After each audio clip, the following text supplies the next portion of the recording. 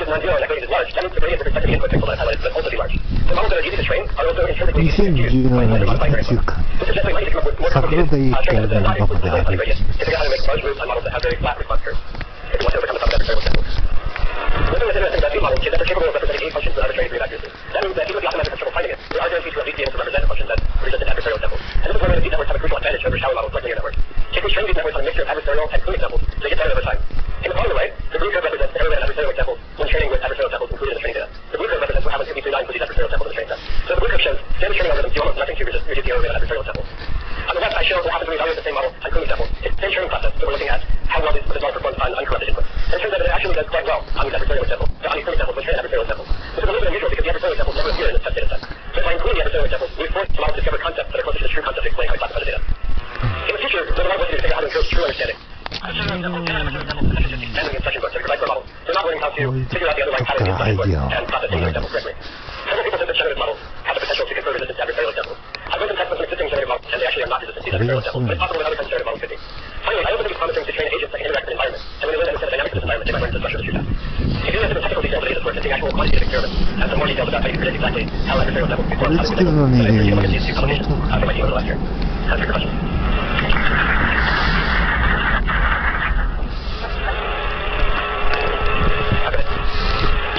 Adversarial examples, but it needs some comparison with other data augmentation to see how compared with potential data augmentation.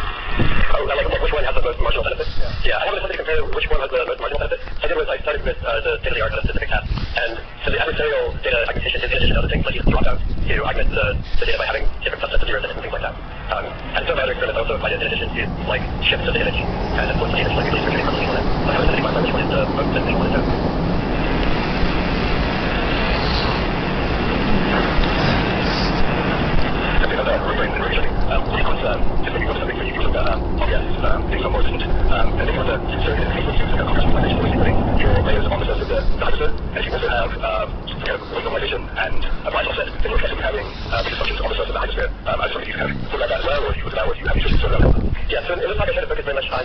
Linear generation of adversarial examples and the way that they affect the units. It turns out that if you impose any kind of manifold, you can basically do derivatives along that manifold by directions on that manifold that are helpful. You can also form adversarial examples by rotating the input or rotating different similarities in certain directions. And so in that case, normalization can prevent you from moving in a direction that is a direct linear path and Euclidean space left move. So you can just do the differentiation along the normalized manifold and rotate in that direction. And that will reliably conceive the network as well.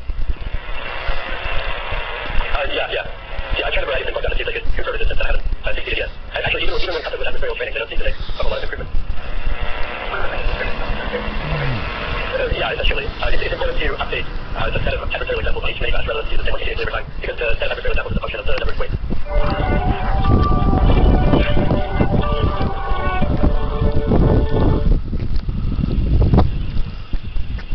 すみません。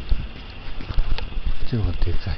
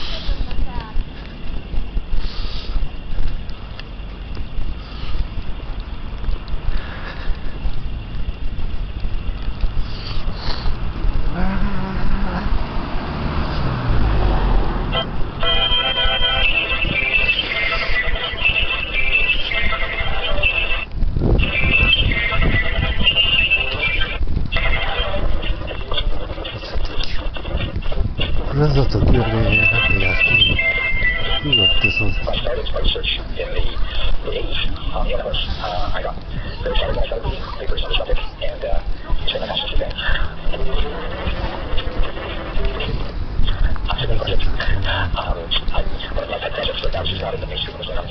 is trying to bridge the gap between deep learning and neuroscience, at least at the level that I care about, neuroscience understanding the language tools from a mathematical point of view, from a machine learning point of view, that could explain how ways to learn, not just what's happening in a single neuron, but what happens in single neurons connected together, gives rise to the kind of context learning that we see in our systems. So that is the theory, really. Other areas and things I care a lot about pushing deep learning beyond the traditional realm of pattern recognition, where it started into things that are sort of more high-level cognition, abstract understanding, reasoning, natural language understanding, things like that. So that's more for the people to figure that out. That's clearly one thing that I decided recently, which is something I wanted to invest more time on.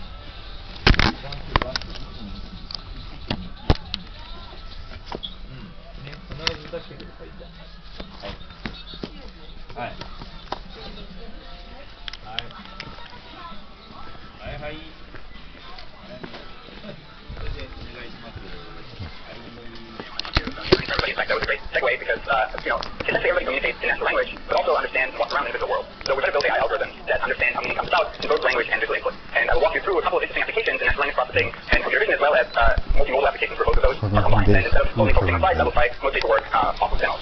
So let's get started with the first demo, which is sentiment. So sentiment analysis is one of the few NLP applications and classifiers that is broadly useful across different verticals, different industries, if you do it right. So here I have a very simple example, like I enjoy this summit. So that is a very simple sentence, and we can classify that correctly. However, when it gets a little harder, So we just, when you have some conflicting things, we have unique. So here is the output of a recursive neural network architecture, something I worked on during my thesis at Stanford, and we now have inside the content lines improved even further. And you can see here that, there are things where we may have some, positive words like awesome and some negative words like stupid, but it really depends on how the sentence is composed, where we understand and correctly classify this. So here you can see that something is actually not stupid, so that becomes most things related to being not stupid isn't pretty that positive. So once you say it was quite awesome, you actually realize that the overall the sentence is very positive. So this model pushes state-of-the-art on a data set that for many years has had the maximum accuracy of lower than 80%, and actually pushes to 86 or 87% now. And it's really those extra percentages where you can't just get away with doing simple averaging words, simple machine learning methods where you slice it down and come up all the way, or write regular expressions and come up all the way to 58% and indicate something positive or indicate something negative. So here we see an interesting example where you have so-called contrasted circumstances, the word but, for instance. So here you say the first 30 minutes were boring, but by the end they're really enjoying the movie. And so now this is actually an overall very positive statement about the movie. So you have here basically text like constructions and the model learns that you have to really focus on after the but instead of what comes before it when you want to understand those terms. But you could say that sentiment analysis compared to some other apps in NLP is still a reasonably easy app. So let's look at question answering, which is something that IBM and Linux is always on in the Watson system. And I show you here the output of the paper that grad students together, a couple collaborators and me worked on. So here you have a couple facts about in this case an author. Does anybody know who that author is? We're checking crowd, so I don't expect that many people to know this. All right, very good, excellent. So that is exactly right. What's amazing is that we've been able to solve this kind of tough question answering problem where you had, basically lots of arbitrary facts, lots of trivial facts with a simple, again, recursive neural network. And what's even more exciting is that neural networks now sort of automatically save facts about specific entities, like people or locations or specific battles and so on in a continuous vector space, which is something that a lot of people in language processing struggle with for a long time. You would see a visualization that basically put Ronald Reagan and Tim Carter into a very close, the same area of the vector space. What's even more amazing is that, unlike IBM that used, I think, more traditional machine learning techniques and have a very large team and a very long cycle, just one grad student with some collaborators at the university was able to essentially also teach humans any trivia competition with a single neural network architecture. This works especially well in history. However, for literature, it was still harder, only in some cases the model teaching humans. In fact, this is kind of unextendable in the sense that we didn't actually give the model all the books. We gave it 3 articles and we gave it some training corpus, but we didn't let it read all the books of the hardware to know the plot of all these different books that he delivered. So for history, again, the model can already outperform, and I think a lot of times when you look into industry and see what kinds of questions people ask about systems or customer relationship management system, customer service, they're probably less literary, but more sort of historical fact-based. Alright, so I mentioned that we don't just want to understand science by itself, so we also want to have systems that understand the world. And ideally, we actually have systems that combine both of these worlds and can understand how they're related. So here we have a paper from 3 years ago that I published at Stanford, and we now also improved the research at Medline, where we essentially map sentences and images into the same vector space, and now we can look up one from the other. And instead of just showing that to you in theory, let me show you a live demo of this. So here we have the word bird, and as I type in bird, it basically looks at just the pixels of the images. You can see going on both the image and the text side, and just from the pixels, it's now showing me images that are close to the vector for representation of birds. So again, this is not just like Linux birds that look at the text around the image, but it just looks at the pixels and looks at the word. So I type in bird, and once I change bird to bird, it doesn't just show me pictures of a single bird now, but it actually focuses on images where you show multiple birds. So I actually have some understanding of plurality. So now I can say birds on water, and it actually will show me mostly pictures of birds on water, and not just, some random kinds of birds. So it has some idea of how you compose these words as a meaning, individual meaning. You can also say birds and trees, for instance, and try to find the few images in a data set of birds and trees. And you can say horse, you can even say horse with a bald man, and it will actually find that one image in the set that includes, a picture of a horse with a bald man next to it. So basically, having able, even more abstract things like people having fun, are things that, you can try to retrieve, now not just from, having had annotated, but if you're just lying on your desktop, where you, sometimes trying to annotate all the images, it will still find pictures with more abstract concepts. Alright, we don't, it's kind of hard to really analyze how well these systems work with sentences. The sentences are quite subjective. So what we do instead is we can look at what standard, benchmarks do on ImageNet. I'm sure most of you are familiar with ImageNet, the sort of key de facto standard for evaluating the performance of image classification systems. And here we have an example of what the system will do, our system will do when you give it different kinds of images. So this supports 1,000 classes, and to the best of our knowledge, there's now only, we're now at the level that Google had with their system when they won the competition last year, so we're 93.3 of 5% accuracy in building our entirely own system that is also a lot faster, it doesn't require as much computation, and could actually be deployed in practice.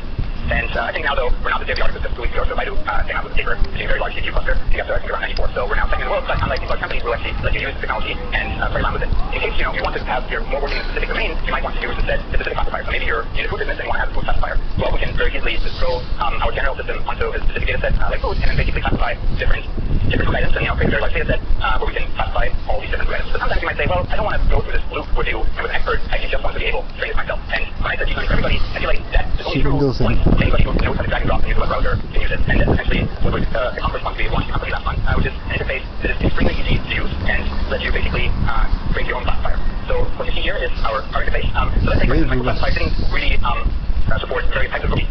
It only had the general cookie classifier, but now I want to distinguish between chocolate chip cookies and raisin oatmeal cookies. So I just give it a name. I can make the data set and or classifier private, so I don't have to share it with everybody. And now I can just go and look at just a couple of images here.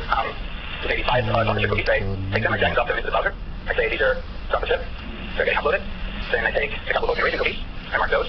Drag and drop them into the browser. Name this the racing category, and now I just press upload a train, and basically a couple of seconds later, I now have my own deep learning classifier. So literally in the last 5 seconds, we just trained our own deep learning image classifier, and you can now use code for querying that, or you can again just take some images and drag and drop them into the browser, and then have it classified. And the first time you do that, you might load the classifier into RAM, and then just after, if you want it, to use it for a while, it will basically be loaded for RAM, and then just a few seconds classification time. So here we see basically some images was correctly classified, and we can look at the original copy. And drag and drop that here too. So of course, when you actually have very large data sets, you might not want to drag and drop all of those into the browser. And so what we also will support next launch, here we go, reason. Next week we'll actually launch an API that will then allow you to automatically upload thousands and thousands of images into our system and train the classifiers that way. Here's a very simple plan of code. If you basically just say, you set basic ID.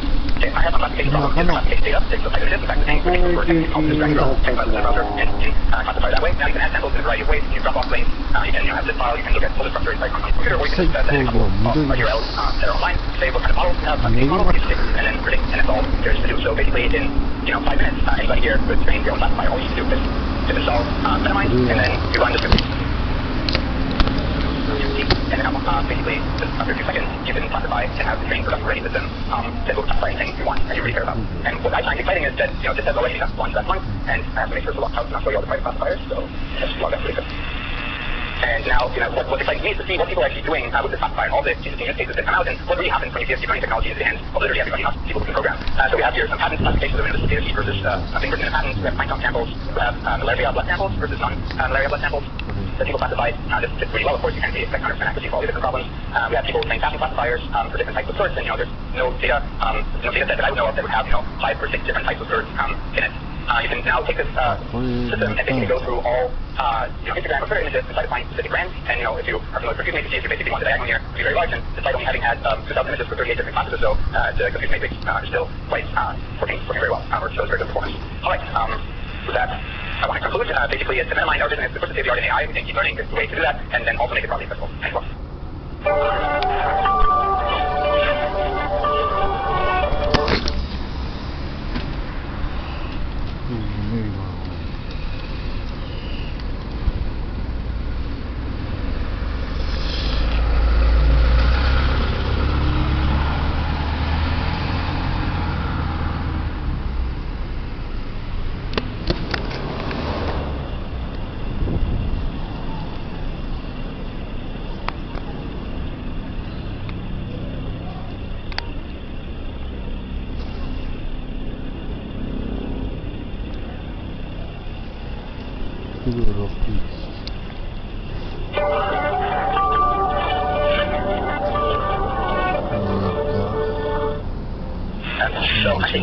I used to be at Google right now at Facebook. There are actually some people over here who collaborated with me where Google, some of them are at Facebook, kind of unloaded.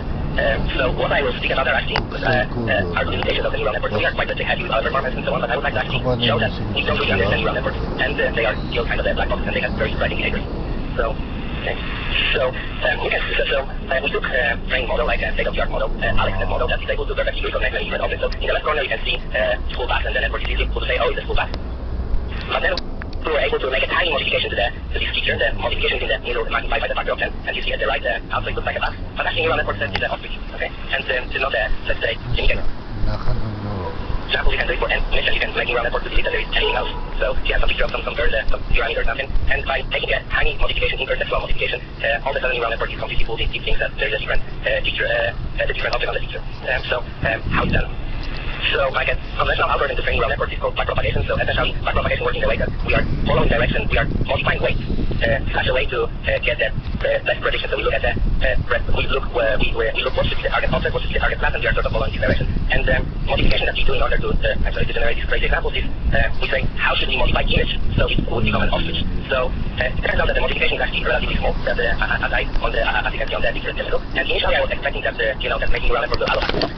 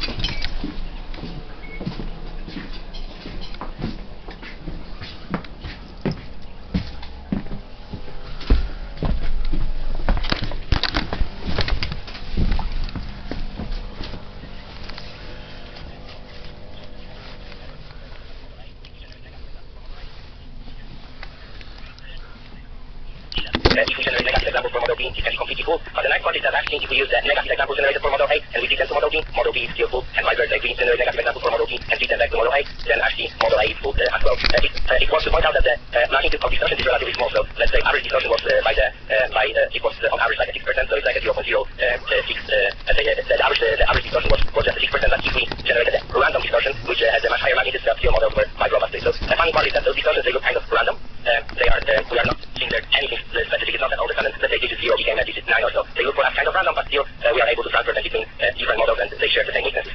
So that's kind of interesting, and then he gave us the hypothesis we're thinking initially. Maybe it means that our models, they were trained on the same piece of data. Maybe the weaknesses are coming from the fact that they have seen the same example, so maybe they sort of over-focus on some examples, and because of that, they share these weaknesses. So what we have done is we show them two different models and two different training sets. So right now they don't share anything in reality. They have different architectures. Those are different models, different training sets. We wanted to do the same test. So in this case, let's say we train model A on the part of training data of P1, P-0% per defect, so P on